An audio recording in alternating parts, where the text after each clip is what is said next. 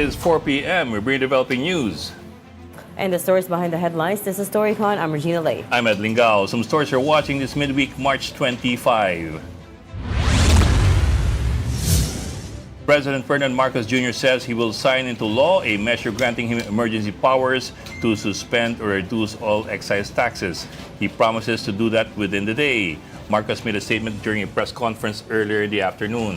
In the same address, the president said the country can expect a steady flow of oil after 45 days, not just a few deliveries. He adds that this would include a continuous supply of petroleum and petroleum-related products. The Department of Energy earlier reported that the Philippines currently has an average of 45 days worth of fuel supply.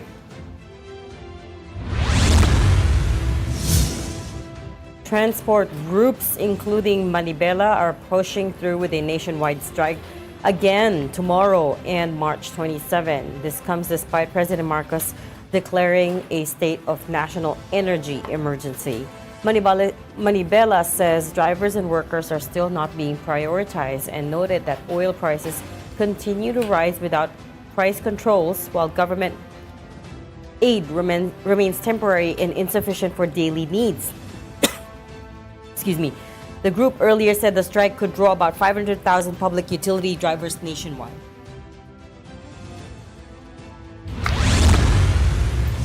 Meantime, the House Committee on Justice has issued subpoenas for documents and witnesses in the impeachment proceedings against VP Sara Duterte. Among those summoned are alleged bagman Ramil Madriaga, Commission and Audit Official Gloria Camora, and former DepEd spokesman Michael Poa. The panel also wants records from the Ombudsman, the National Bureau of Investigation, and the Philippine Statistics Authority. And despite opposition from Cagayan de Oro Congressman Rufus Rodriguez, who called the proceedings a fishing expedition, the Justice Committee also approved the subpoena for the VP Sal and records from 2007 to 2025. President Marcos says rising Middle East tensions and global oil pressures could help push the Philippines and China to reach an agreement on joint energy exploration in the South China Sea. In an interview with Bloomberg, he says territorial disputes have long hindered talks, but noted that current global conditions may create momentum for both sides to revisit the idea. Meantime, Foreign Affairs Secretary Maria Teresa Lazaro says such talks are not new and have been broached in the past, but there are no formal negotiations at present. And a Pulse Asia survey shows that Filipinos' main reason for trusting the president is his perceived fight against corruption. That's at 28.6%, followed by his administration's programs that improve living conditions, as well as his initiatives to assist disaster victims and provide financial aid. Those who cannot say if they trust or distrust the president attribute their indecision to Marcos's supposed inability to control rising prices of basic goods. Meantime, the same poll found that VP Sara Duterte is trusted by Filipinos for being capable, pro-poor, courageous, helpful, and having strong convictions. The survey also found that many respondents remain undecided about her due to unresolved allegations regarding the use of confidential funds. And joining us today, our resident political heckler, Mr. Raul Llamas. Good afternoon. Oh, napaka-abbreviated naman ang bati mo. Amen ako babawi. Bigyan mo ng konting kaligayahan ng pagbati. Baka sabihin biased. Okay. si Reg is temporarily incapacitated. Incapacitated. She'll be joining us in a few minutes. No, she gives us that look. Okay. But as ever, ready and willing, ang ating editor-in-chief ng Philippine Star, si Ami Pamintuan.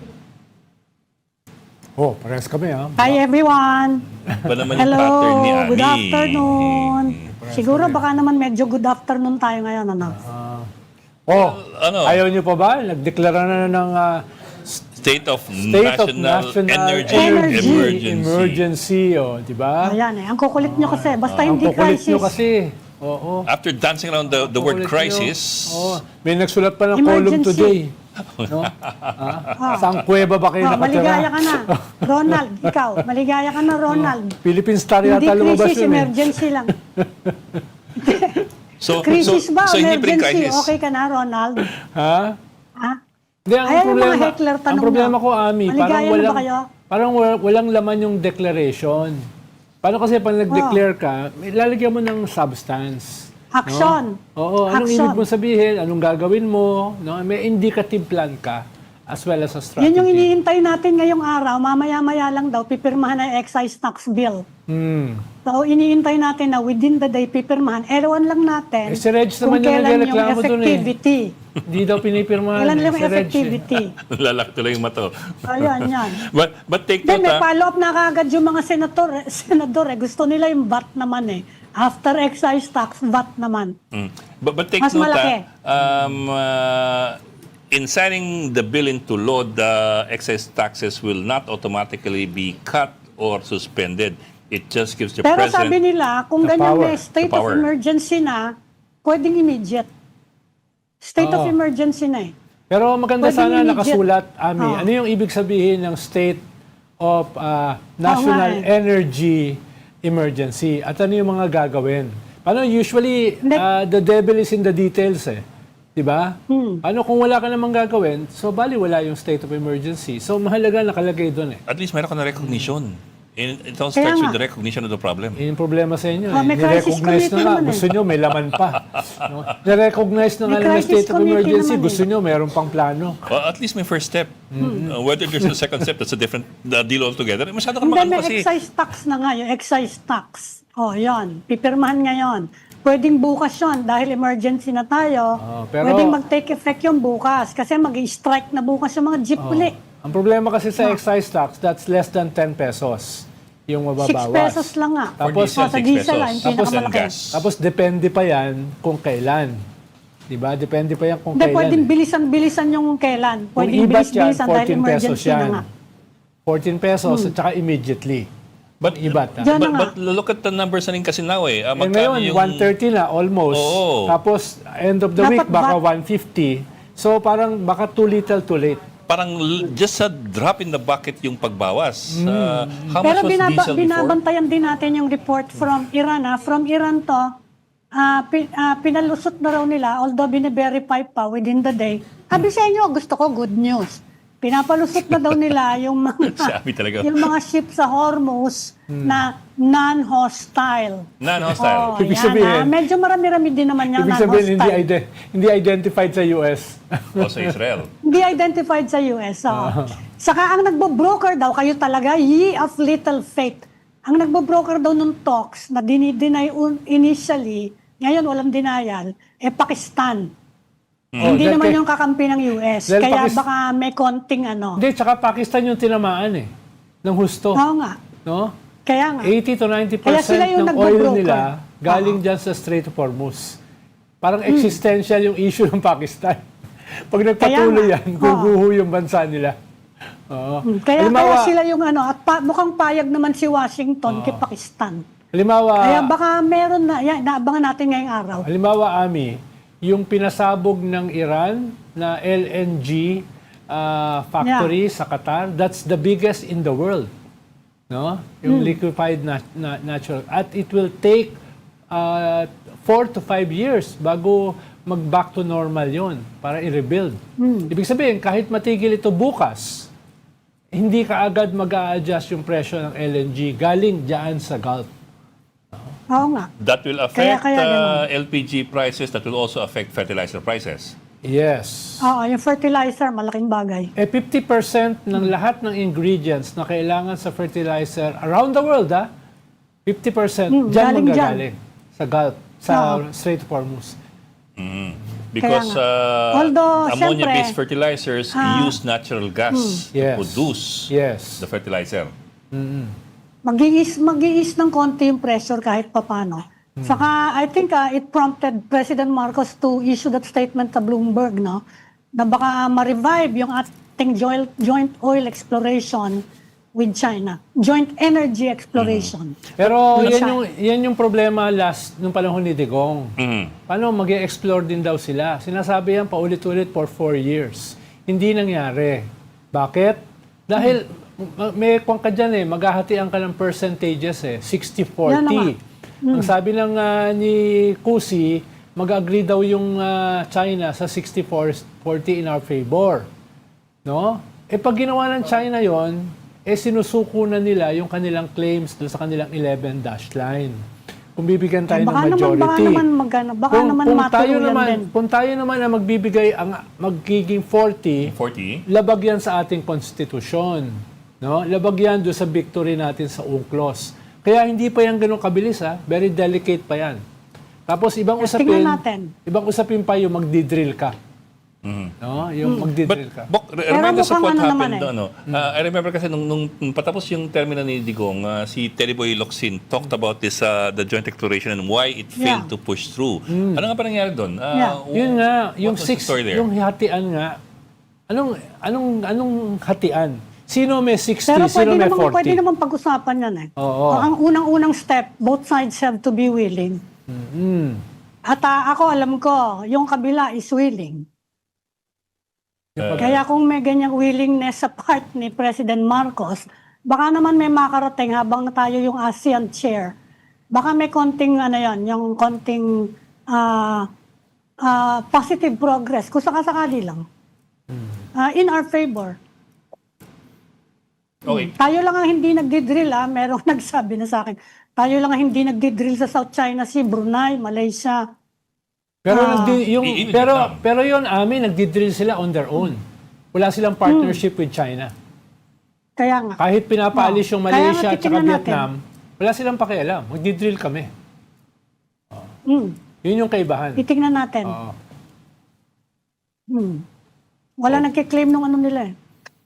Okay, so we have that. Kaya We have ngayon. the possibility of joint declaration. May isa pang binanggit Papanood niya sa TV, si BBM, may isa pang binanggit dun sa interview with Bloomberg. There are some flights, some Philippine flights abroad that are being canceled or being restricted.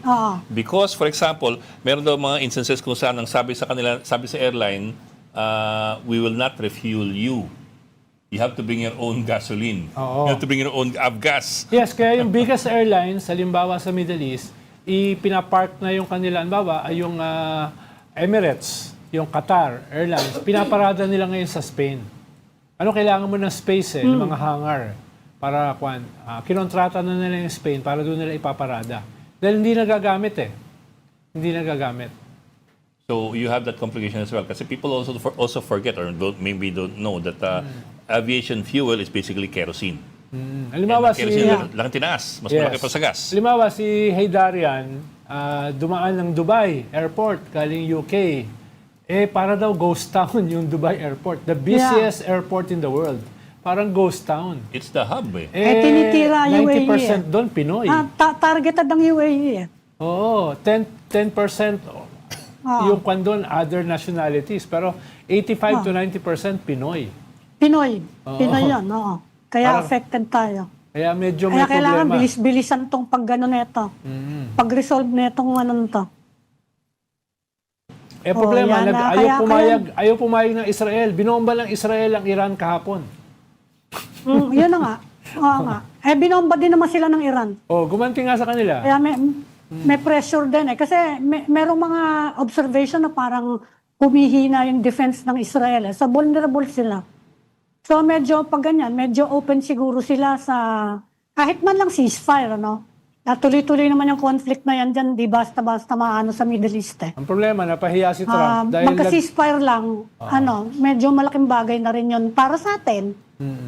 Problema, napahiya si Trump dahil humingi siya nagkuhan siya ng 5-day ceasefire, hindi sinunod ng Israel. Ikaw talaga ha, nanalo sila ha. Victory. Hindi sinunod ng Israel. Kayo mga media talaga kayo. Mga hindi kayo marunong mag-report. Fake news reporter. Fake news. Why can't you see it's a victory? They are defeated. Kayo talaga. Ano ba sinabi ng Philippine Star? Hindi. Kapag ganyan sinabi nilang defeated na yung kabila, naghahanda na yung umalis. Oo. You look on the bright side. Kapag sinabi na panalo na kami, alis na kami. Siya. Ako, cup half empty. Parang si Hegseth. No? Hindi, kapag sinabi ni Trump na nanalo na ako, aalis na yan. Kaya bilis-bilisan niya sabihin, mag-declare na siya ng victory. Goodbye, goodbye. Hello, Cuba. Oh, namang problema Cuba. na ngayon ng Cuba, wala na kuryente. Hello, Greenland. Doon na siya sa Cuba. Hello, Greenland. Hello, Cuba. Oh, hello, Cuba. Goodbye na, nanalo na sila sa Middle East. I'm going to Cuba. I'm going to... Oh. Kumusta si Reg? Balik na ako because ang negative nyo. Kayo talaga. Kaya, Sinabi ano, na namin ako yung lang kapatid. positive dito rin. O, pinabalik Ako na ako lang. because you guys are such naysayers. Meron naman siya sinabi in his press con. But first, since we're talking about Iran, there is a video clip going viral of the Iranian Revolutionary Guard spokesperson mocking Trump. We'll pull it up. Take a listen to this. Hey Trump, you are fired. You are familiar with this sentence. Thank you for your attention to this matter. The central headquarters of Khatam al-Anbiya. So, Trump, you are fired. May sense of humor. Of course, yan yung signature line ni Trump at the on Yeah. the Celebrity on Apprentice. The Apprentice. Oh. Tapos yung last line, which is It's a twist na parate. thank you for your attention to this matter, is also what he posts a lot on social media on Yeah. ano yun? Truth Social? Truth Social. So ito nga yung spokesperson Maya-maya, ng pag nagising Iranian. si Trump, tignan natin ang reaction. Hindi kasi papayag ng Iran Madaling for araw. Trump to claim victory. Hindi nga. Hindi sila papayag. And can we almost say that they now feel they have the upper hand kasi Trump is because the other thing is that sabi ni Trump that they are in talks, 'di ba, with Iran, Yeah. and Iran denied that they were in talks with Trump for a ceasefire. So hindi natin alam sino kausap nila. Last Friday kasi, sabi ni Trump, bakit kami magsi-ceasefire? Dinudurog namin sila. And then, pagdating ng Monday, sabi niya, Kaya nga. ceasefire. Parang Kaya nakaka-whiff. the fact that Yung Trump is word- talking about talking, Yung word ni Trump, it says a lot, no? we are obliterating them. Yes, and Yeah. the reporter's Ah. question was, if you obliterated them, then how can you justify attacking them on the premise that they are an imminent threat? Ang sagot ni Trump was, well, we didn't, you could still get to the uranium with tools, right? But the definition, as, Kaya sabi ng- on the late night show, Kaya siya- sabi ng Iran, he keeps contradicting himself and then is talking nonsense. Yes. Sabi ko, lagi naman yung ginagawa yun kahit naman walang crisis doon sa ano. yes. Ito si Ami ho. Ang Akala ko ba good news ka, Ami? Sinulat ko na, Ako na ang good news. sinulat ko na yan eh. ang pinagpipiestahan ng late night talk shows now is eto nga, because the definition of obliterate means to destroy completely and leave nothing behind. So ano ibig sabihin nung pag may tools ka, you can still dig and get to the uranium, right? Ano ba talaga? But Mismo intelligence officers na sinasabi, malayo pa ang Iran Exactly. as a threat, Yeah. as a Mga nuclear. 10 years pa. Oo. If ever, no? so now we know at this point he was convinced by Israel to get into this war based on the US media reports. Pero talking about whiplash nung Monday, so kahapon I wasn't here, but nung Monday, wasn't it just Monday when Malacanang said there's no oil crisis? Wala namang crisis, ano ka Pati ba? last week. Emergency Pati last lang. week. Ilang araw nila Last week sinasabi pa. ng Emergency crisis. lang. No, that was just Monday. It's only just Wednesday. So what May happened? price crisis daw. Iba yung price crisis sa oil crisis. Paliwanag mo nga bakit. Sa supply crisis. Economist Emergency lang, walang dito. crisis. Crisis is Tanongin a natin si crisis Julie is a Baisa. crisis. Oo. Price crisis is different. No, but from remember oil. that press con sa Malacanang when they were saying, no, there is no oil crisis at this point. Wala naman emergency dineclare. Oh, magkaiba spelling nun, ano. Yung mga dyaryo talaga, napaka... Si Julie, pasagutin natin dyan. Pasok lang si Julie Baisa, ang ating reporter sa Malacanang. Julie sige. Baisa, So, na-deconstruct mo interpreter. na yung difference. iba ba Tama po, iba ba ang tama po crisis sa nung Monday emergency? lang.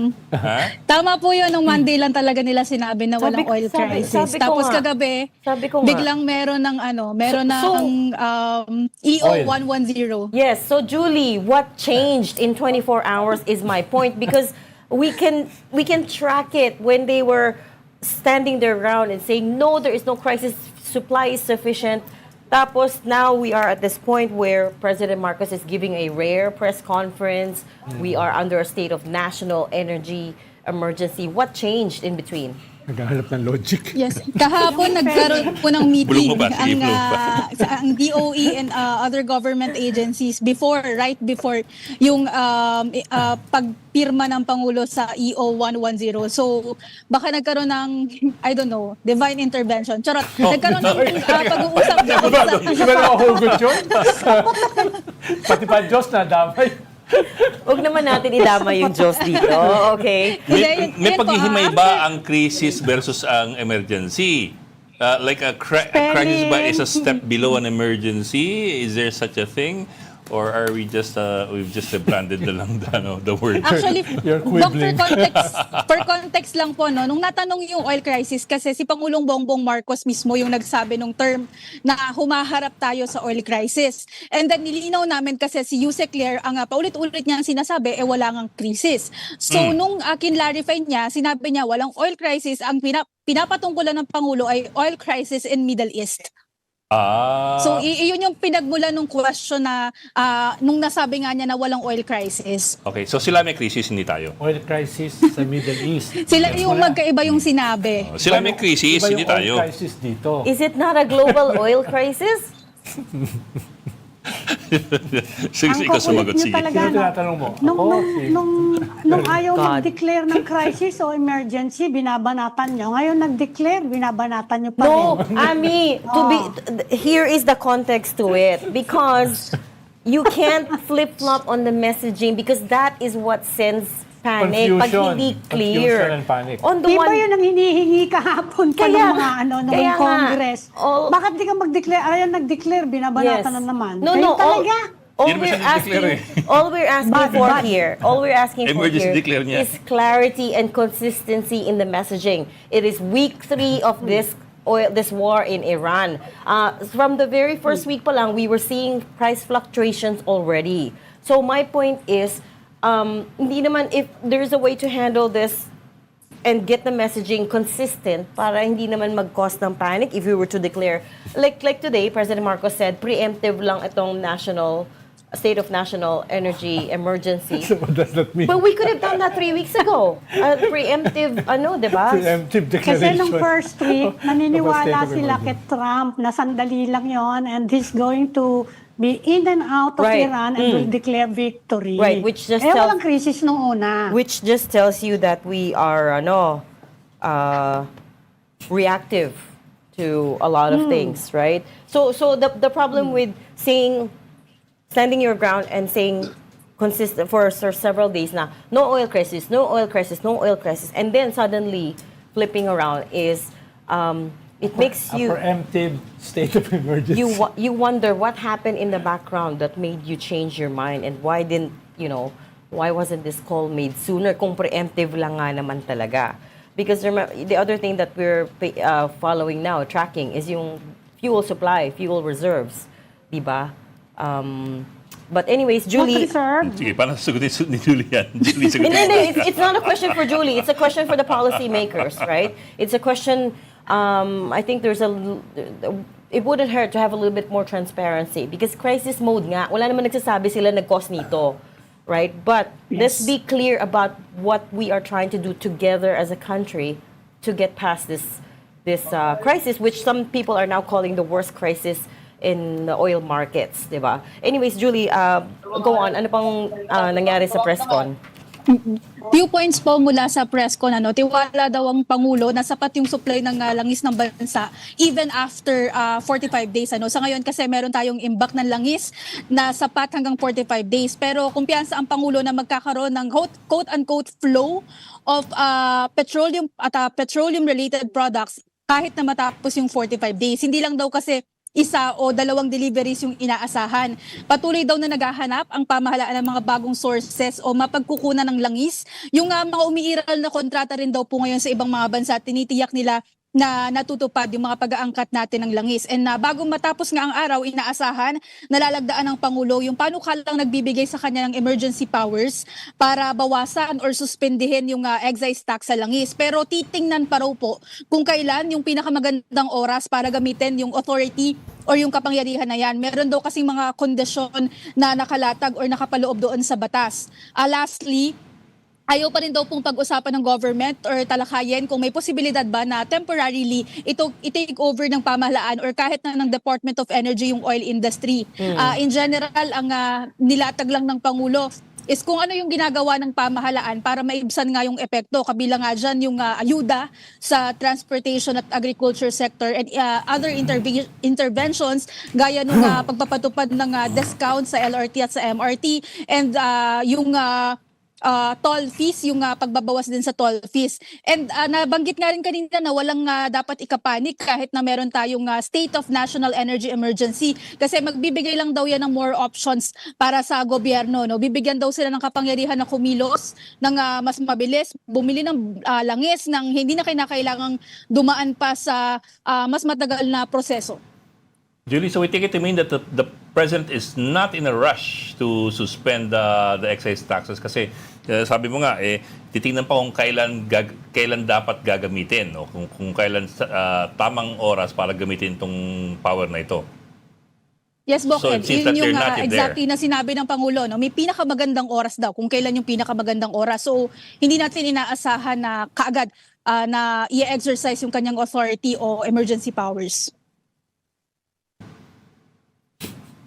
Walang indication kahit kay Ate Claire kung kailan yung magandang oras. Baka naman iniintay nila magpirmahan muna si Trump sa si Iran. Si Yusek Claire hindi rin po nagsalita ngayon. No? Sabi niya sa amin bukas. Bukas yung pirmahan? Or what? Ay, no, bukas daw po siya magsasalita. Pero ang Pangulo, okay. by the end of the day, asahan daw po na pipirmahan itong panukala. Right. I mean, okay, that's to be expected. Pero back to Ed's question on the timing. Kasi remember, merong 30 days, they have to monitor 30 days average of oil prices, right? So again, kailan mag-uumpisa? When does the clock start? 45 days Pero daw meron duty pa tayo. under 15 daw kasi state of nawala na. emergency, State of- pwedeng agad-agad dyan, di ba? Yes, yan pwede pong immediately. pwede pong kaagad ipatupad. Pero ang sabi ng Pangulo, kumbaga, tatiming pa pag-aaralan pa kung kailan ipatutupad. Also, there's an alternate trigger, as Ami was saying. Tama ba? Pag Did we get that emergency, right? pwede. In this proposed bill that the President will eventually sign, there's another alternate trigger, hindi lang yung 30-day averaging, pero if there is an emergency, how is it stated, Ami? Have you seen the bill itself? State of emergency. Hindi ko pa nakikita yung bill. Pero dapat ganon State of emergency, pwede kang bilisan yung anong yun. Kasi yung sinasabi nyo, normal legislation yun, in 30 days In Yeah. 30 days, yes. Yeah. So there's Ito, a special Tama ba, power na Julie? to, and we are under a state of national emergency. may trigger. That is a trigger.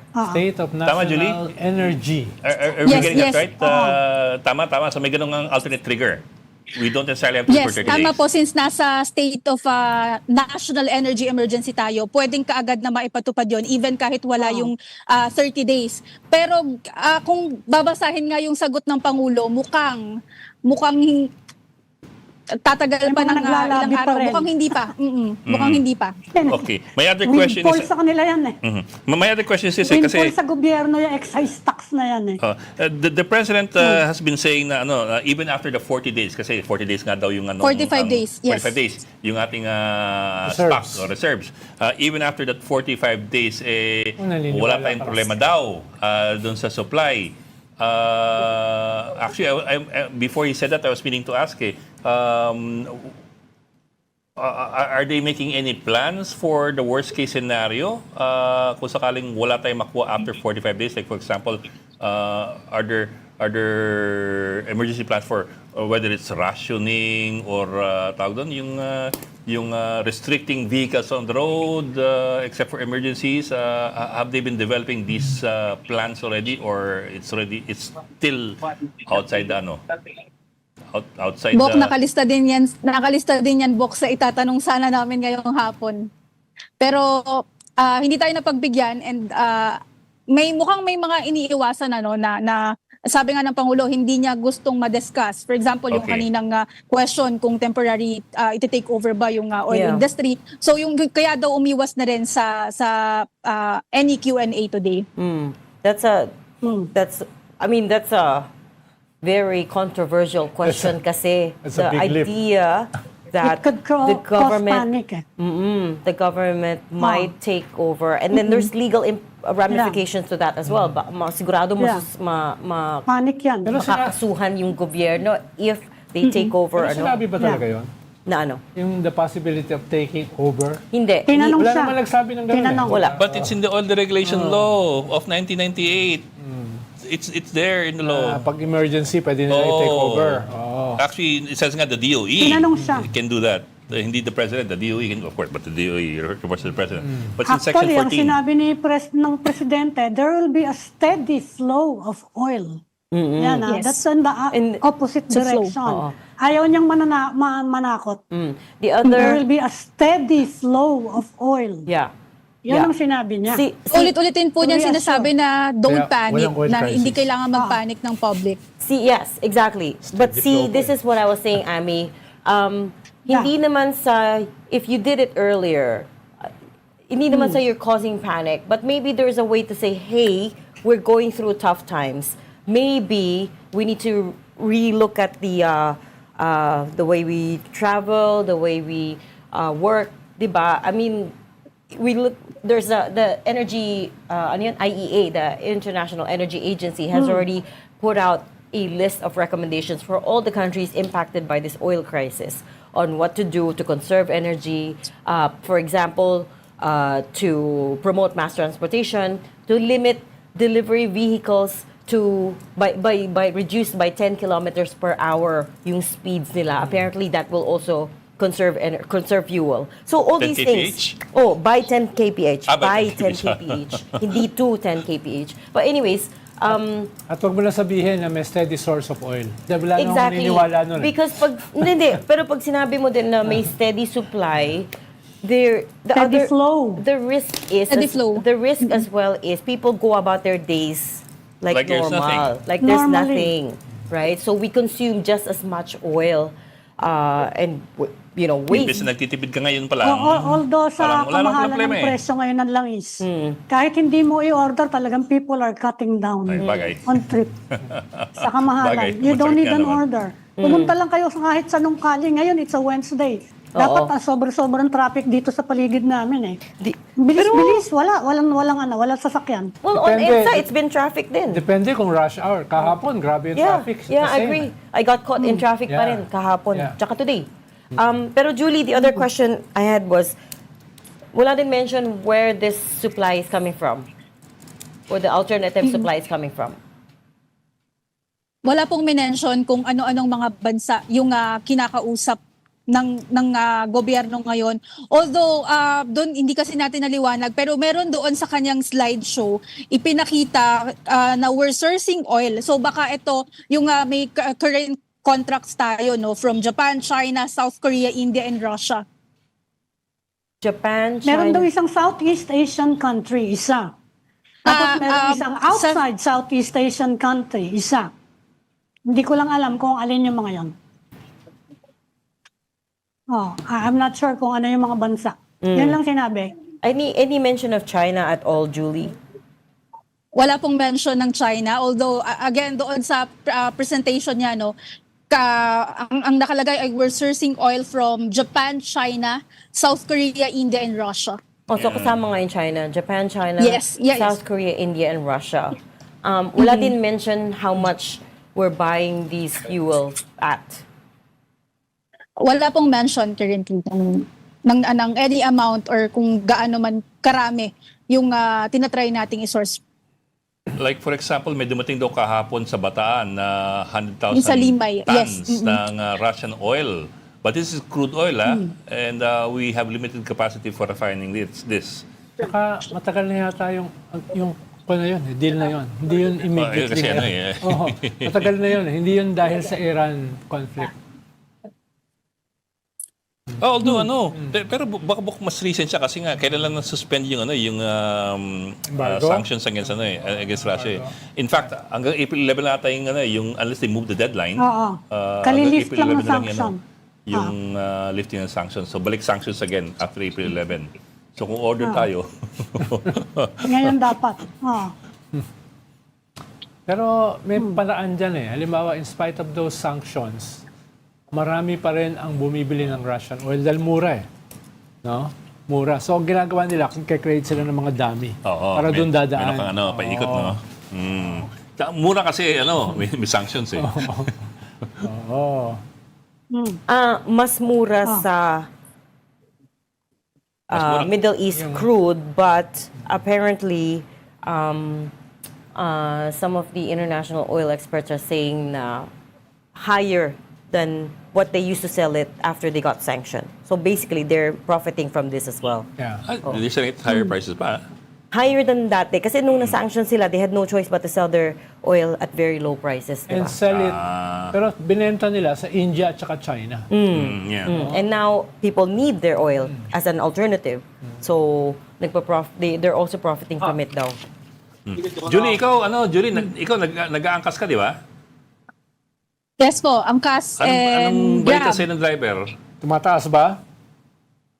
Actually, nahihirapan na po akong mag-book lately, And ang sabi nung driver, for example, yung kaninang nasakyan ko, kapag hindi daw po siya umabot ng 1,000 nakita today, gagarahe na muna.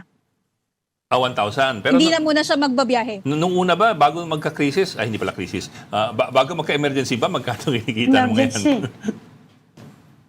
Para Yung may mga reference tayo. nakakausap ko, Bok, malinis daw, nakakapag-uwi sila ng 2,500 to 3,000 per day. Malinis na raw okay. yun, so labas na doon yung gasolina at saka yung kinain nila. So neto na yun. So, Neto yun, neto. before before. yung pagtaas ng presyo. Wala pa. So ngayon Neto, na tumaas, ang sabi nung nakausap ko kanina, kung hindi siya aabot pa ng 1,000 pesos nakita, hindi na muna siya magbabiyahe bukas. So parang At sa mga susunod na araw. And kapansin-pansin din po, sobrang hirap mag-book. Sobrang, Oo, hindi ko na-imagine alam ko. kung depende rin siya sa location, pero whether ang CAS or yung mga car, hindi siya napakahirap. It takes 10 to 20 minutes bago makapag-book. Okay. Ang hirap nga imagine yung mga driver ng jeep eh. Parang ginagawa nila ngayon eh. Yes. Okay. Nagtitinda ng itlog. Kaya nga magwe-welga sila eh. Oo. We'll leave that there. Ah. Thank you so much for your reporting, mobile journalist Julie Baiza sa Malacanang. Divine intervention. Thanks, Julie. Di ba intervention? Sabi ni Julie. Sabi nga niya, si Julie talaga, pili niya si Mama Mary eh. Magiging mediatrix natin. The House Committee on Justice begins the hearing proper of VP Sara Duterte's impeachment. We have updates from News 5 House correspondent Marian Enriquez. Marian, ano nangyari dyan? Yes, Bok. Hindi nga dumalo si Vice President Sara Duterte dito sa unang araw ng deliberasyon ng kanyang impeachment hearing. Pero tinuloy pa rin ng House Justice Committee yung impeachment proceedings. At ito nga kanina, sa kabila ng di pagdalo ni VP Sara, naglaan pa rin ng nameplate at upuan yung komite para sa BC. At tulad ng inaasahan, nagpadala nga lang ng sulat yung legal counsel ni VP Sara na Fortune, Narvasa, and Salazar Law sa House Justice Committee. Dun sa kanilang sulat, pinuna nila yung naunang pahayag ni Chairperson Jervy Luistro na mini trial yung mangyayari sa komite, pero sa Senado yung full-blown trial. Git nila, unconstitutional ito. Wala raw kasing jurisdiction ng House Justice Committee sa pagdinig. Sa Senado lang daw, maaaring magkaroon ng paglilitis. Pero tinawag na erroneous o mali ng ilang justice members yung sulat ng kampo ng bise. Malinaw kasi nga doon sa saligang batas at maging sa House Rules on Impeachment na may mandato ang komite na magsagawa ng hearing o pagdinig.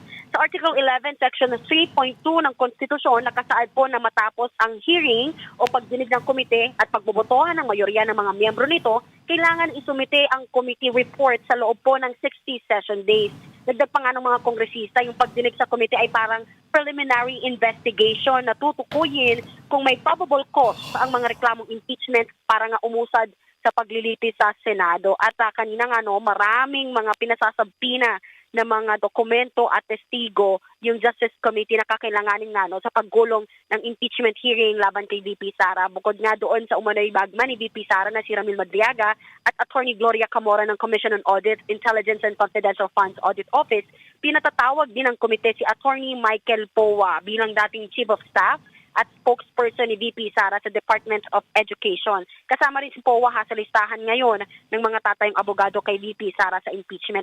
At kabilang nga doon sa mga pinasasabina ng mga dokumento, syempre yun sa PSA, Philippine Statistics Authority, yung mga birth, marriage, and death records, yung mga pinagbigyan umano ng mga confidential funds base doon sa mga acknowledgement receipts ng DepEd at OVP, gaya ni Mary Grace Quiatos, pati na rin yung mga records ng NBI o National Bureau of Investigation doon sa investigasyon nga nila sa pagbabanta ni VP Sara sa buhay ni na Pangulong Bongbong Marcos, First Lady Liza Araneta Marcos, at dating House Speaker Martin Romualdez. Ngayon din yung SALN, Statement of Assets, Liabilities and Net Worth ni VP Sara noong nasa public service siya simula 2007 hanggang 2025. Pero pinagbutuhan pa yung kanina ng komite kasi nga tumutol itong si CDO Representative Rufus Rodriguez. Tinawag niyang fishing expedition ito dahil wala naman daw itong nakalatag sa ultimate facts ng SALN nga nung bisa doon sa mga complaints at gusto rin ipakuha ng komite sa BIR yung income tax return ni VP Sara at ng asawa niyan si Attorney Man Scarpio at kanilang mga negosyo. Gayun din yung mga dokumento gaya ng General Information Sheet at Annual Financial Statements ng mga business establishments nga na may kaugnayan kay VP Sara.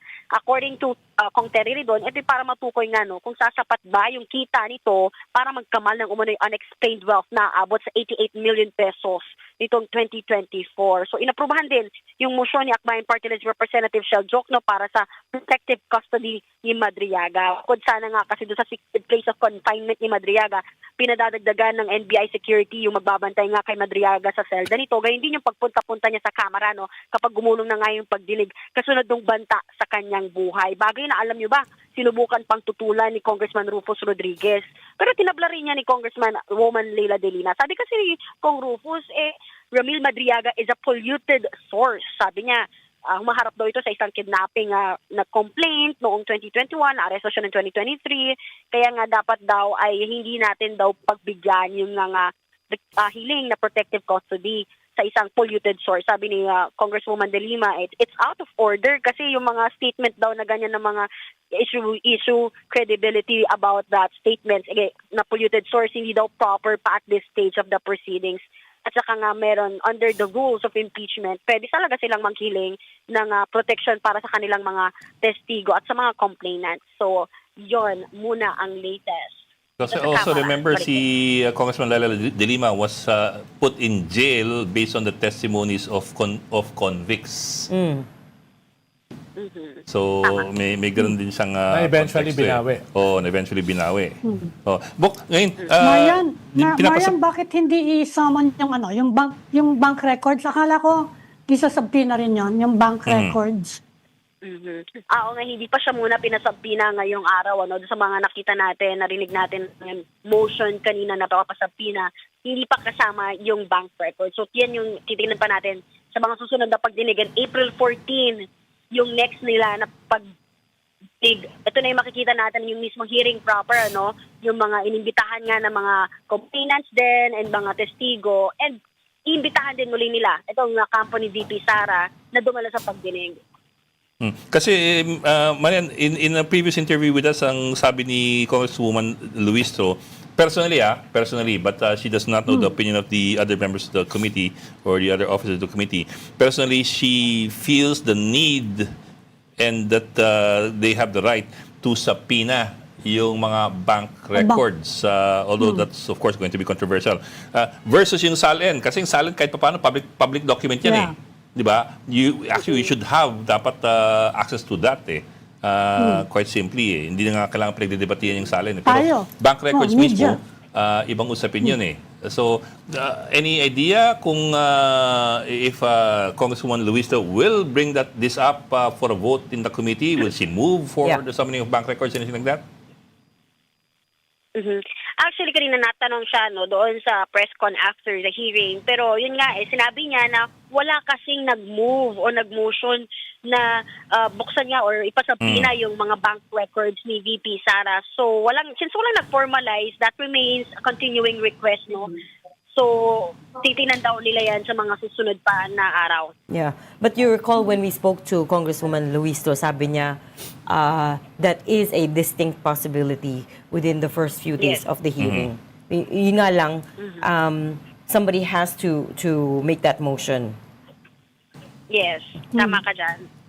Sa ngayon, yun nga, wala pang gumawa ng motion as of today nung tungkol sa bank records or sulat para sa AMLA. Marian, tanong niyo ba yung kampo ni VP, are they planning to go to the Supreme Court na? Kasi sabi nila unconstitutional eh. Yung takbo ng argument na yun, mukhang aakyat yun sa korte. Magandang tanong nga yan, Amy, kasi alam ko, nagpa-press con din kanina yung kampo ng legal team ni VP Sara ng 2:00 ng hapon. Pero yun nga, as of now, wala pa tayong balita, dahil ibang reporter yung cover. Pero dati tinanong na rin natin last week, itong si Attorney Michael Powa, hindi pa raw nila napag-uusapan yung tungkol dyan na kung dadalhin na sa Korte Suprema. Pero makikita mo talaga doon sa tinatakbo ng kanilang sulat, talagang mukhang ang goal o ang ending nito mukhang questionin na naman muli sa Korte Suprema. Kaya very cautious, sobrang maingat. Kung makapapansin mo yung paggulong ng pagdinig kanina, kung paano nila yung wordings na ginagamit nila. For one thing kanina, itong si Congressman Rufus Rodriguez, gusto niyang i-correct yung laman nung mensahe or nung liham na nito ni VP Sara. Tinawag pa niyang erroneous. Gusto niya mag-issue ng order itong House Justice Committee para i-correct na mali yung mga sinasabi ninyo, yung interpretation niyo sa Constitution. Pero nagsabi si Bayan Representative Shell Jokno na, teka lang, di ba, parang dapat hindi order yung gagamitin nating term. Pwedeng sumulat lang ulit para sasagutin, kumbaga, yung letter ni VP Sara. Pero ending, yung nanaig na lang yung motion ni ML Representative Ila de Lima na wag na i-dignify. We don't have to dignify this letter. So, kung wala namang formal pleading, wag na lang daw sagutin. So, yun nga, walang nagmotion na sumulat or magpadala ng order. So, ang nanaig is wag na lang pansinin o hindi na lang sasagutin yung letter. Marian, I wonder if there's any update on the plan to, di ba may nagko-contest about Attorney Michael Powa and who's the other one? Attorney Reynold Monsayak. Yes, that's it. Si Ray Monsayak, Attorney Monsayak. For her for the two of them to be part of the Vice President's Council. Meron ng final na complaint about it. I wonder if there's any updates on it. Ang naalala natin, previously, nung mga nakaraang araw, linggo, si Congressman Terry Didon, yung nag-float or nagsabi na posibleng may conflict of interest itong mga naging tagapagsalita ni VP Sara, si Attorney Reynold Monsayak, former OVP spokesperson, Attorney Michael Powa, former DepEd spokesperson and chief of staff. Pero kanina nga, hindi natin narinig yung motion, yung parang i-object yung entry of appearance nila bilang impeachment sa defense team ni VP Sara. Okay. So, hindi siya natakal kanina. Because I also remember Congresswoman Luisto saying na they will have to tackle it on the first day of the hearing proper. So, I guess hindi na bring up, baka ni-retract na yung complaint or something. We'll find out from Congressman Ridon later. But we'll leave that there. Thank you so much for your reporting. That was our News 5 correspondent, Marian Enriquez, reporting live from the House of Representatives. Thanks, Marian. Impeachment. Thank you, Marian. Oil crisis. Such fun topics that we're talking about. So wala tayong oil Walang crisis, wala crisis, tayong political crisis. Talaga. Ikaw nagsabi ng political crisis. Lahat ng Walang emergencies crisis. lang. Media talaga. Ayan, nagginawang political crisis. Dagdag mo pa yung Iba ang level ng crisis sa emergency. Dagdag mo pa yung constitutional crisis. If you fail to address an emergency, it becomes a crisis. Diba? You should be... Okay. Hindi lang ako sasama sa kalokohan. Talong gugulo. Okay. Let's move on now. Na-mention natin yung press con ng defense team ni Vice President Sara Duterte kanina. Let's get the latest on that from our News 5 correspondent, Camille Samonte. Camille, what do you have? Reds, kine-question ng kampo ni Vice President Sara Duterte ang anilay mini trial na ginagawa ng House Committee on Justice sa impeachment complaints laban sa bise. Ito raw ang dahilan kaya hindi humarap ang bise at mga abogado sa pagdinig kanina. Pinaliwanag yan ng mga abogado na sina Attorney Michael Powa at Attorney Sheila Siso na bahagi ng impeachment defense team ni Vice President Sara Duterte. Nila, hindi raw maaaring lumahok ang bise at defense team nang walang jurisdiksyon na magsagawa ng isang pagdinig na tinaguriang mini trial. Binigyan din ni Powa na batay sa konstitusyon, ang Senado lamang ang pwedeng magsagawa ng impeachment trial. Ito nga raw yung laman ng liham na ipinadala nila sa komite. Ginit din nila na dapat limitado lang sa evaluation ng impeachment complaint at naka-attach dito na ebidensya. Pero lagpas na raw yung gustong gawin ng komite, kabilang nga dyan yung pagpapatawag ng mga testigo at pagsabpina ng mga dokumento. Sa paratang naman, nalabag sa konstitusyon ang hindi pagsipot ng bise sa pagdanig ng Kamara, idiniin ni Powa na wala sa konstitusyon na obligadong humarap sa Kamara ang bise. Hindi rin daw nag-waive ng kanyang karapatan at objection ng bise na idepensa ang sarili mula sa impeachment complaints. Gagawin lang daw nila ito sa proper forum. Yan ay sa Senado kung magkaroon nga ng sapat na batayan na umakyat dito. Pag-aaralan din daw nilang oras na matanggap ang mga sabpita ng komite para sa salin ng bise. Hindi rin nila inaalis ang posibilidad na dumulog sa Korte Suprema para questionin ang jurisdiksyon ng komite.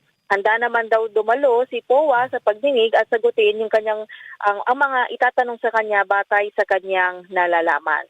Pero Camille, wala namang sinabi yung Justice Committee na mini trial. Ang nagsabi ng mini trial, yung mga walang kwentang commentator, katulad nung Attorney Falsis, Saka si Ronald Llamas. O kaya nga naman, kayo naman talaga yun yung nagsabi. no? Yung Justice Committee, wala namang sinabing ganon.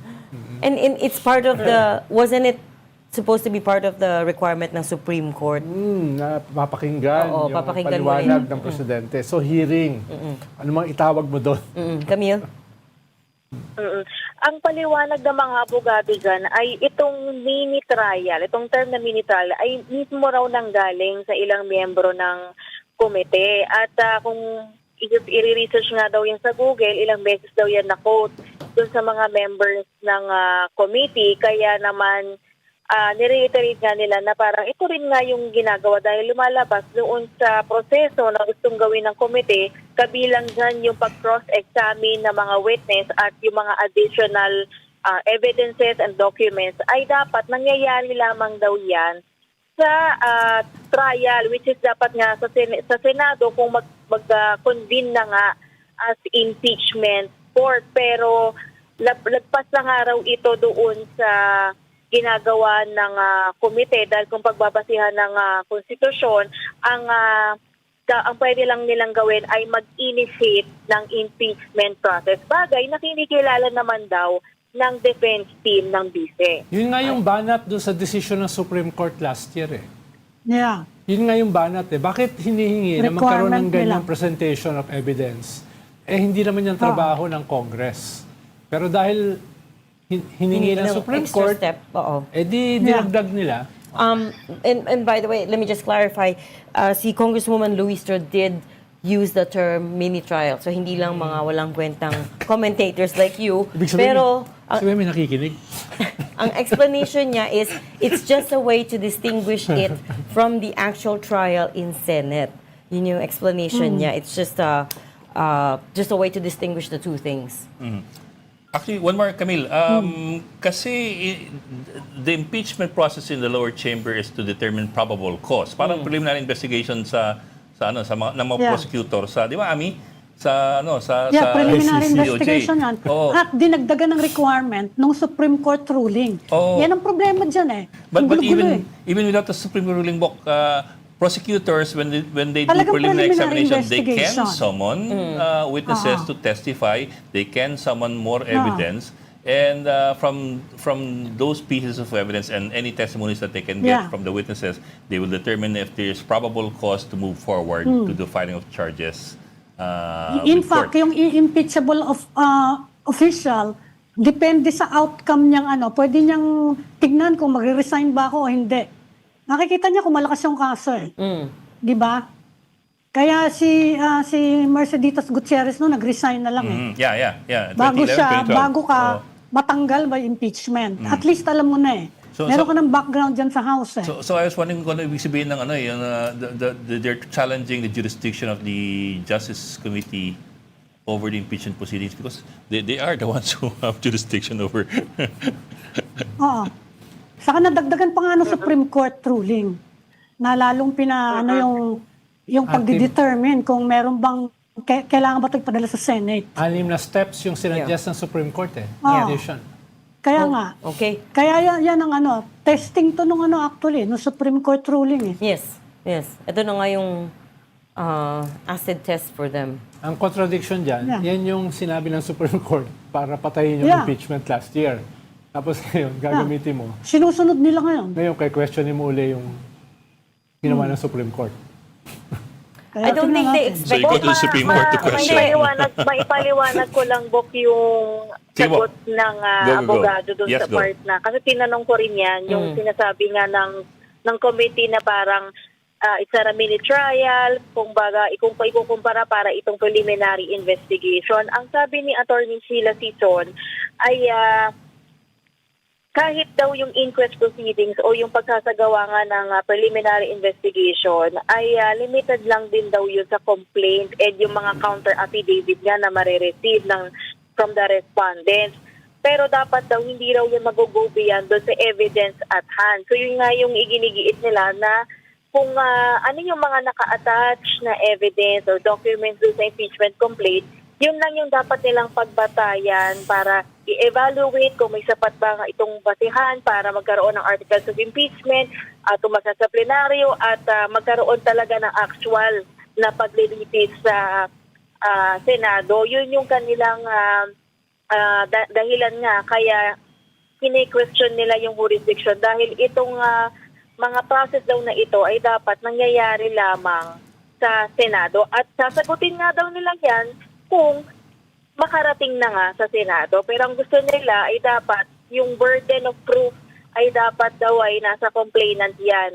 Kailangan sila daw ang magbigay ng mga sapat na ebidensya para nga mailatag na may sapat na batayan para talaga magkaroon ng aktual na paglilitis. Okay.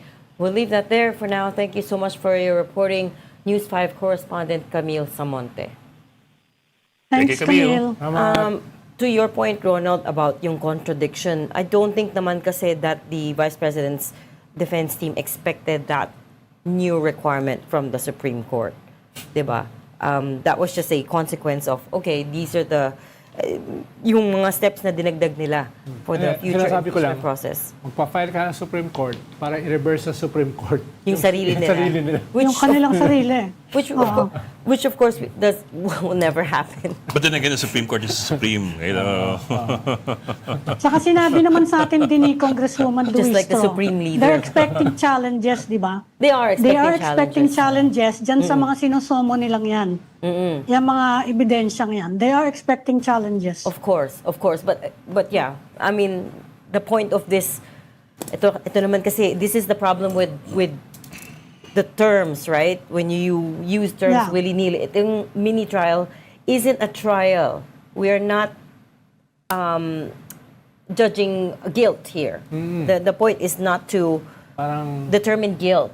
Sa Senate yon. Parang lang. Diba? Parang lang. No? Hindi, probable cause. They have to show kasi... And besides, mini trial is a matter of semantics. It's not.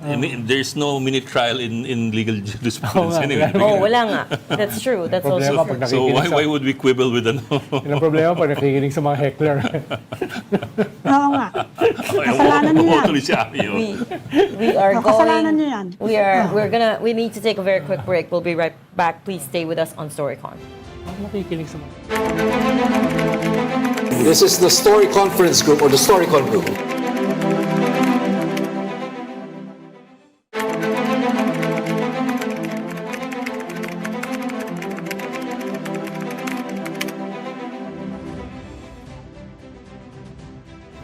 We've got developing news in the stories behind headlines. Welcome back to Storycon, the Story Conference. I'm Ed Lingao. And I'm Regina Lay, still with us. Amy Pomintun of the Philippine Star and Ronald Llamas, our resident political heckler. Alam ko pessimist. Resident political pessimist. Sinend ko din kay Ami. So, yan yung pessimist. Code of conduct pessimist daw tayo. Okay, moving on. Ah. On Vice President Sara Duterte's legal team's claim that this morning's hearing is an unconstitutional mini trial. Let's bring in House Committee on Public Accounts Chairman, Congressman Terry Redon. Welcome back to Storycon, Congressman. Magandang hapon. Congressman. Salamat sa pag-imbita. Good afternoon, sir. Long time no see, Congressman. Sir, kasi hindi kami mga abogado eh. Baka lang we're missing something here. Itong mini trial issue, I'll go back to the basic premise. Impeachment in the lower chamber is supposed to be determination of probable cause. And in determining probable cause, hanggang saan ba dapat pwede o ano yung kapangyarihan ng isang komite, ng Justice Committee, to look into witnesses, testimonies, evidence, and so on? Well, una sa lahat, dapat itigil na po nung defense panel ng atin pong pangalawang Pangulo yung pagpapalusot, no? Kasi obvious ho talaga na ayaw ho talaga nila magpakita sa House Committee on Justice, no? Yung sinasabi nila na unconstitutional daw dahil mini trial daw ho yung pagkakabanggit, no, ng ilan po sa mga miyembro ng komite. Hindi naman po yun yung committee position eh. Ginagamit lang po yun para ipaliwanag sa mga kababayan ho natin yung pong pagkakaiba ng hearing proper, clarificatory hearing that we have today, and yung pong full-blown trial at the level of the Senate. No? So, never po yung naging bahagi ng rules, no, ng ating pong komite. Kasi ano ba yung nakalagay sa Constitution, nakalagay sa rules, ang nakalagay po doon, there will be a hearing on in the Constitution and in the impeachment rules po of Congress, no? At bahagi po ng mga hearing, yung pong receipt ng evidence at yung pagkakaroon po ng oportunidad sa mga membro po ng committee na magkaroon po ng mga clarificatory questions, direct and cross-examination ng lahat po ng mga witnesses tsaka resource persons. When you say... Pero ang issue, Congressman, ang sabi, ang evidence daw na yon has to be presented by the complainant. Hindi daw pwedeng yung investigador ang magkukuha ng evidence as you are doing by issuing subpoenas for the SALN, for example. Yun din yata ang takbo ng argumento ni Rufus Rodriguez. Na hindi pwedeng kayo ang magtawag ng ebidensya. Hindi, totoo. There's nothing that prevents the committee from undertaking and issuing subpoenas, no, on any and all relevant documents that had been mentioned in the complaints, no. So, yung pong SALN, that has been mentioned in the complaint. Yung pong lahat relating to Mr. Madriaga, COA reports, congressional record, all of those had been mentioned in the complaint. So, ibig sabihin, lahat po ng mga accessory and other relevant documents na nabanggit po doon, katulad ng tax records, bank records, AMLAC records, fair game po lahat yun. Pwede yung isubpoena ng committee yun. Kasi nga, it will basically clarify all of the allegations against an impeachable officer. So, tingin ko, there is no basis for anyone to actually object. And there's no basis for the defense panel and the Vice President to label the committee proceedings as unconstitutional because, like what we had stated earlier, we are not conducting a trial. We are conducting a hearing within the Constitution and within the House impeachment rules. Congressman, we heard that there was no motion today raised to subpoena the financial records nga. Is there still a plan to? I think it's something that can be undertaken at a future time. Pero alam po niyo, marami na ho kasing mga initial documents po na pinapasubpoena. So kasama po dyan yung ITR nung mag-asawang Duterte Carpio.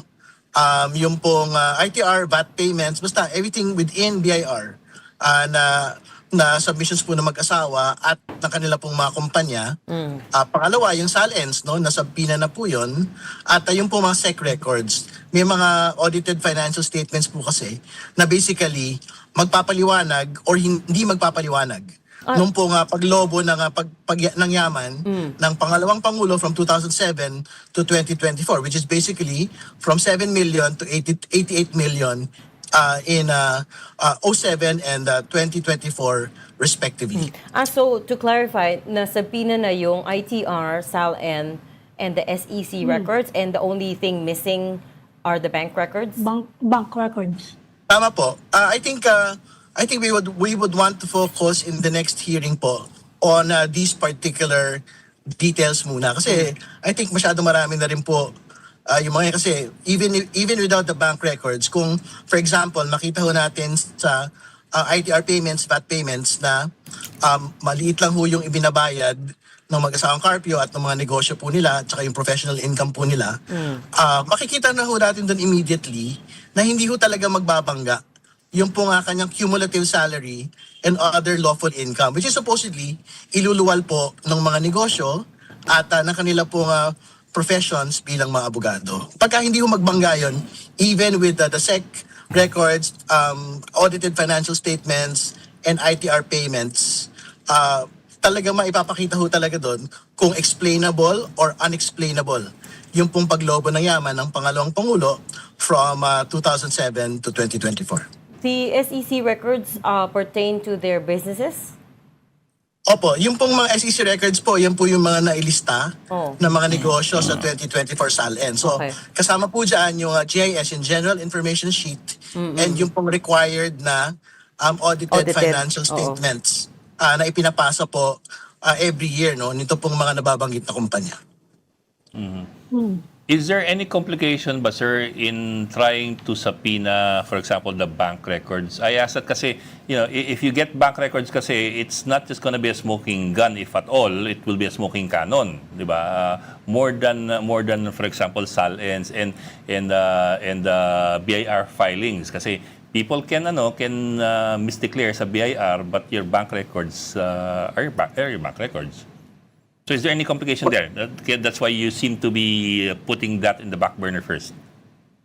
Wala naman. I think mas mahalaga po na makita muna natin yung mga government submitted, submitted to government na mga records po na mag-asawang Carpio at ng kanila pong mga kumpanya. So, which is why we're focusing on the BIR submissions, on the Ombudsman, SALNs, and yung pong mga SEC record. Kasi sila ho talaga may hawak noon. Ibig sabihin, gobyerno po yung kausap.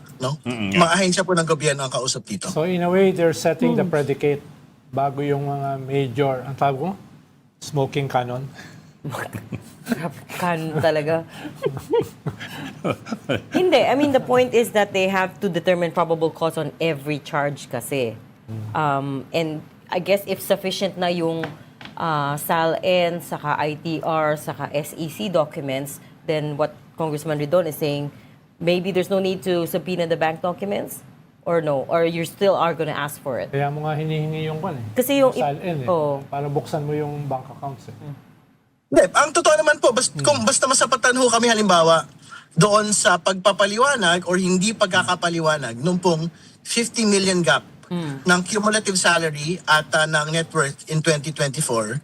Kung masapatan na ho kami dun sa ITR and audited financial statements ng mga kumpanya at ng law practice, hindi na kailangan po yung bank records. No? Pero kung it is something that can still be undertaken at a future time. But to be clear, yung po impeachment cases, kasama po yan doon sa mga exceptions ng bank secrecy law. No? So, it is not because we did not want to subpoena it now, no? But it was more of we wanted to focus po more on yung pong mga sinabit sa pamahalaan na mga records. But you can also imagine that they will challenge that. Yeah.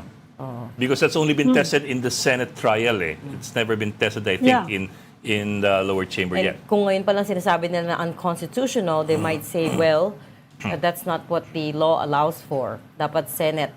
Sa Senate trial mismo. Tsaka kung sino yung magpapaliwanag, hindi naman sila dadalo. So, di ba?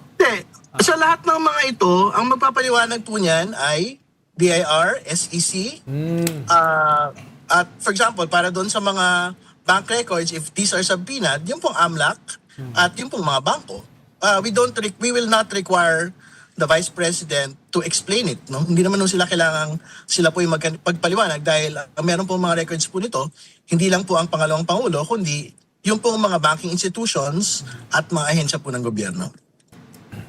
Hindi, I mean, magpapaliwanag doon sa SALN kasi, nila oh. yung mga documents na yon na magiging basis kung ire-request nyo na buksan yung mga bangko. Kanino kayo hihingi ng paliwanag? Halimbawa doon sa SALN nila.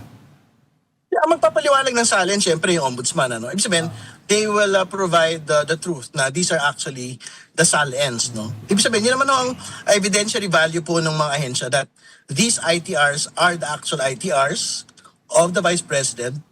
So ibig sabihin, if there is a showing, for example, na merong underpayment, correct payment, or overpayment, they will have to state it for the record. No? So, ganun din yung sa SEC, no? They will explain na ito yung estado ng kanilang pinansya at kung ito yung estado ng kanilang pinansya, halimbawa, 1 billion pala yung kinita ng mga kumpanya, edi maipapaliwanag po kung bakit umabot ng 88 million yung pong net worth at 2024. Pero we had the computations already.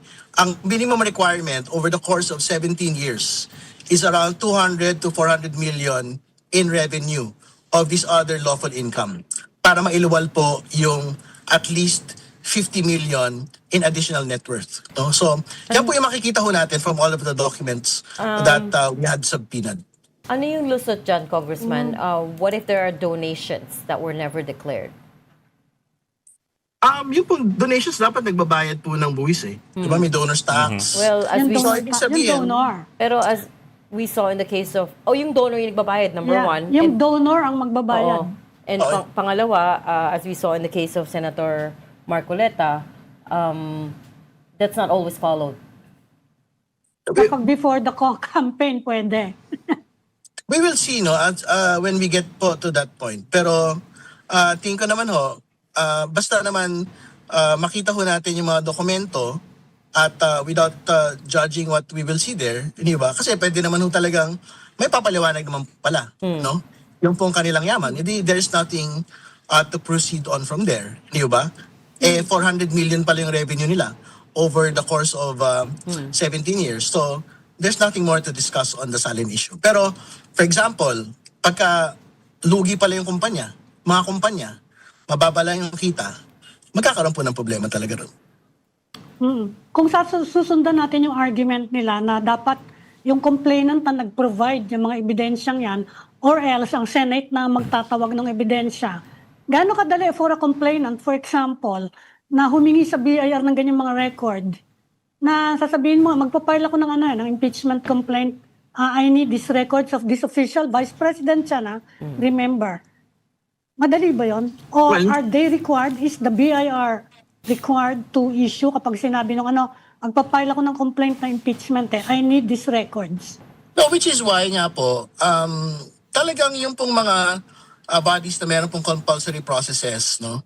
Yung pong fitting na mag-request at mag-issue po ng orders relating to this. Kasi nga kung ordinary mamamayan ka lang, kahit ikaw pa yung talagang merong paniniwala na merong mga problema yung mga matataas na opisyal, merong mga privacy reasons, no? For government to not disclose these particular details, no? So talagang nakaasa po sa mga opisina na may compulsory process like the Congress and the Senate acting as their roles in the impeachment process.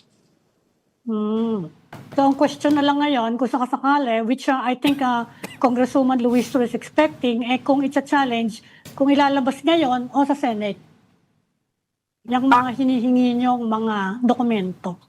Well, I think the government agencies are duty-bound to respect po the subpoenas, no? So, it's just a question of whether the submissions actually exist or it does not exist. Hindi ba? Kasi yan po yung inaasahan namin na pwedeng magiging paliwanag na lang po ng mga ahensya po na ito. So, we will see po as soon as we get to that point. How about the banks, Congressman? Talaga bang hanggang saan yung kanilang obligasyon na i-produce yung mga bank accounts na yan? I think naman pagka the subpoena is asked and issued, the banks and the AMLC are duty bound to follow po the subpoenas, no? Kasi very clear naman po from the bank secrecy law na impeachment cases are among the exceptions po sa Bank Secrecy Act, no? So I think when the subpoena is issued, they will have to comply din on the matter, no? So antayin na lang ho natin kung talagang very relevant naman na po yung bank records. I think the subpoena for it will be requested by the members of the committee. Ano yung indicative schedule nyo para sa Justice Committee para matapos lahat ito? Yung po mga initial hearings, no, meron pa tayong 3 natitira after Holy Week, no? So we will see po kung around the end of April, kung bitin pa ho yung mga pagdinig, we will set further hearings through May, no? So hopefully by May, lahat po ng mga relevant evidence, documents, and witnesses had already been interpolated on by the members of the committee. Sir, Kung balikan ko lang sakasakali, kung magsasabpina kayo ng bank records, ididiretso nyo ba sa bangko or it has to go through the AMLA? AMLC, I mean. We can undertake po both, no? So we can issue it to the banks, and we also can issue it to the AMLAC, no? Particularly To the po yung mga country. inflows, outflows, kung merong mga covered and suspicious transaction reports, these things can be asked from the AMLAC, and yung po mga particular bank accounts can be asked from the banks themselves. Sir, balikan ko lang, sabi nyo kanina meron aking computation. Ano dapat yung, kung ano dapat yung revenue? kinita ng mga kumpanya ng mag-asawang Duterte para umabot sila sa ganyang SAL. And can you run us through your computations again and give more detail? Yung po 200 to 400 million, ito po yung supposedly other lawful income, no? Kasi ito po yung revenue supposedly ng law practice at ng mga kumpanya over the course of 17 years, no? That's So, per year syempre- or ano? What do you mean, sir, by 2 to 4 million? 2 to 400 million? 200 to Yes, sir. 400 million Per over year. the course Over the course of?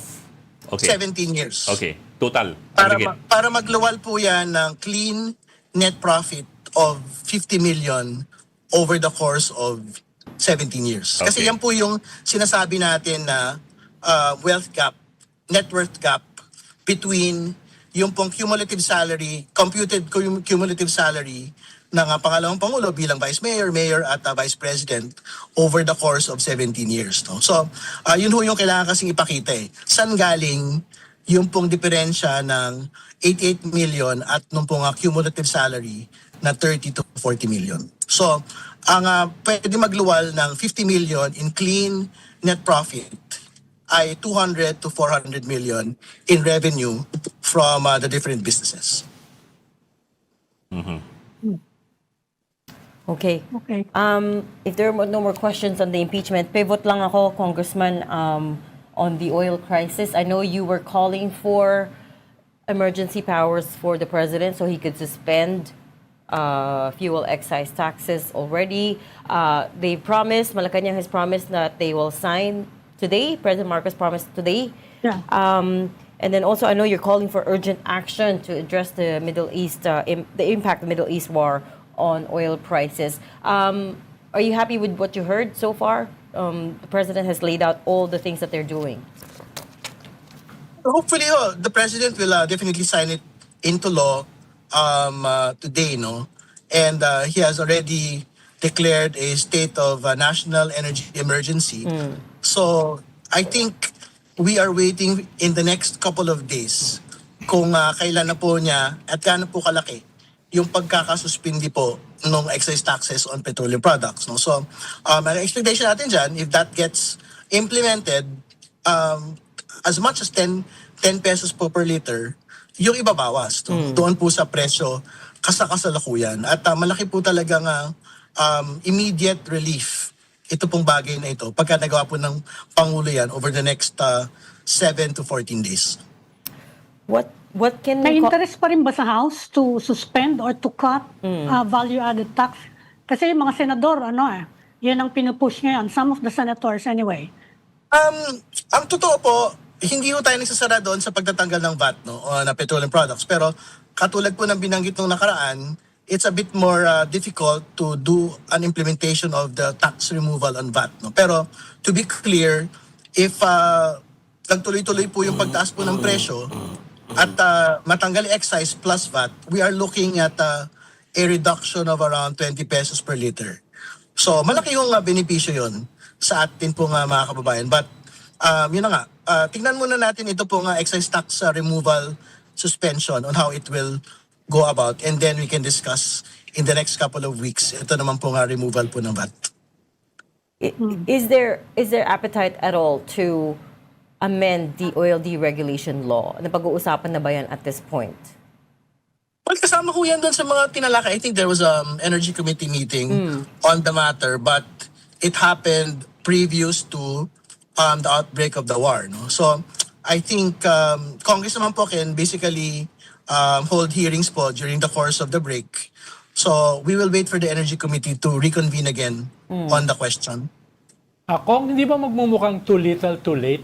Halimbawa itong sa excise tax na mga 10 pesos yung maibabawas, wala pang klaro kung kailan yan.